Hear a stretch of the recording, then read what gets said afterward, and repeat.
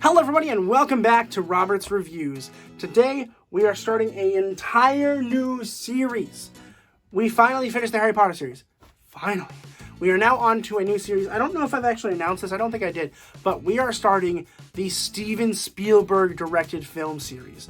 So we're watching every single Steven Spielberg movie ever made in order. So I'm really excited to get started. I did not know this movie existed. Had no idea. I bought it on Blu-ray in this little Steven Spielberg case. It has like 8 of his movies. Not that it matters, because 2 of them are Jurassic Park, which I already have on Blu-ray.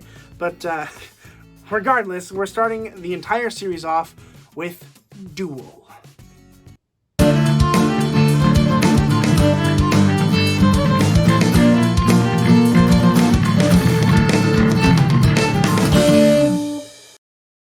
Duel was released in 1971, so it's extremely old, and it was written by Richard Matheson and, of course, directed by Steven Spielberg. Now, this movie, I had no clue. I had no clue what it was. I literally popped in the disc and was like, okay, and then we started watching it. No spoilers, of course. We don't do spoilers on this channel. We just don't. Okay, we don't. The general idea of the film is about this guy who's driving home from an appointment of some sort. We don't really know the whole details about it.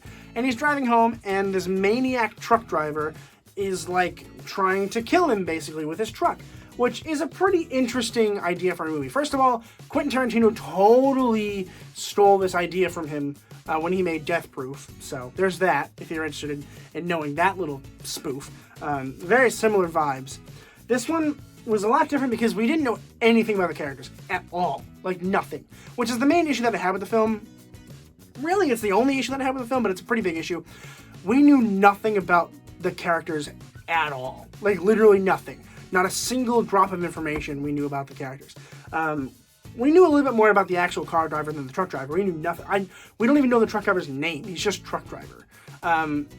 What I think is so interesting about the film, though, why I think it is still a good movie, is we see Spielberg's, like, visionary awesomeness. He literally took a script that had, like, 25 lines and was like, cool action car chase movie. And they're like, yay! Which, good for you, because it worked. It worked very well. I think that as a car chase movie, this is great. If you're interested in, like, the Fast and the Furious, watch this movie from 1971 and you'll see, like, a lot of influence on it. It's very cool. The style is awesome. I love the style of the film where it feels like a Western almost, but it's a car. It's literally just a car and a truck driving down a road for an hour and a half. And, like, that's fine. It worked. Good for you, Steven Spielberg. I think the writing could have used a lot of work. I really do. A lot of the lines that were in the film were kind of like, eh. But it was an old film, and it was kind of an experimental film. I don't think there were a lot of movies out there in 1971 where you see a bunch of cars flying down the road. Mainly probably because now we see it a lot because, you know, special effects, of course. There were no special effects in 1971. There weren't even computers in 1971.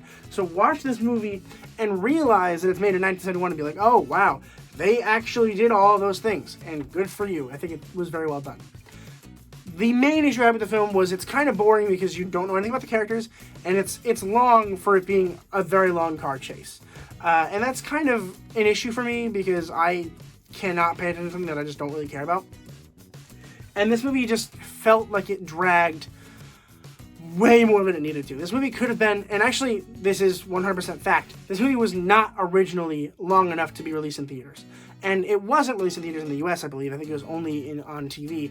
But they had to literally add stuff to the script and to the film to make it an hour and a half long because it wasn't long enough to be considered a film.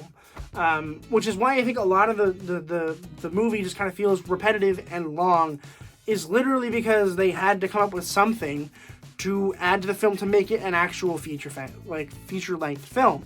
So I think that was a bad idea. I think they should have just released it on TV and not made it a feature-length film. It would have made it a lot better. But overall, it's got some really cool thrills. I mean, it's not the best thing. It's not the worst thing. I don't know what you guys think, but I think it's just kind of like, eh. So I'm going to go ahead and give Duel a B. Have you guys seen Duel? If you have, let me know in the comments below what you guys thought of the film. I'd like to know. If you haven't, are you considering watching it now? I don't know. I think it's just fine. It's not a very good movie. It's not a very bad movie. It's definitely got some entertaining thrills, but for the most part, it lacks sophistication. But the directing and vision of Steven Spielberg kept this film from falling apart completely. So good for you. Shout out to Dennis Weaver, who played David. He's the only character really in the film that we actually see. I think he actually did a pretty good job. I didn't really talk about acting in the action review. I apologize. He's just kind of fine. I mean, he's good. So, I mean, good for you. But thank you guys so much for watching this video. Please consider subscribing. Subscribing it goes a very long way for me. I would really appreciate it. I've upped my video quality a lot. I'm now using my 4K camera. I got a ring light. I'm standing. So if you're interested in subscribing to support me, that'd be really cool. But thank you guys so much for watching this video. As always, keep watching movies and television. Stay educated, and I'll see you guys in the next video.